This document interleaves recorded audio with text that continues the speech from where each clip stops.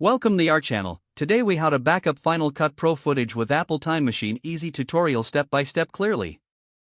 To backup your Final Cut Pro footage using Apple Time Machine, first, ensure you have an external hard drive connected to your Mac. Open System Preferences on your Mac. Select Time Machine from the available options. Click on Select Backup Disk. Choose the external hard drive you want to use for your backups. Click Use Disk to set it as your backup location. Make sure the Backup Automatically option is checked. Next, open Final Cut Pro on your Mac. Locate the projects or events you wish to backup.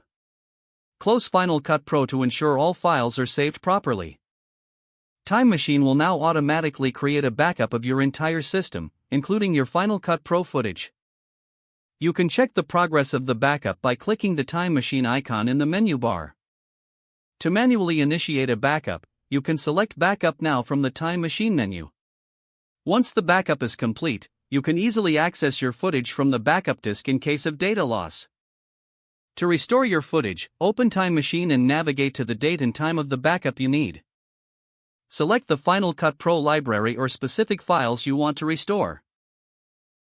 Click Restore to return your footage to its original location. With these simple steps, your Final Cut Pro footage will be safely backed up using Apple Time Machine. If the page does not load, refresh the browser or try again in a private or incognito window. Make sure you are using the correct email address, then retype it carefully to avoid small typos. If your password is not accepted, use the Reset option and create a new strong password you can remember. Check your spam folder for verification or security emails, then complete any requested confirmation steps. Enable two-factor authentication if available to improve account security and reduce unauthorized access risk. After signing in, review your profile details so your contact information and settings are accurate and current.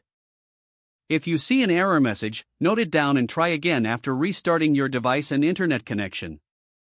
Log out when you finish, especially on shared devices, to keep your account and payment information secure.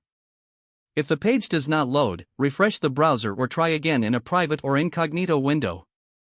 Make sure you are using the correct email address, then retype it carefully to avoid small typos. If your password is not accepted, use the Reset option and create a new strong password you can remember. Don't forget to like this video and subscribe to our channel for more step-by-step tech guides.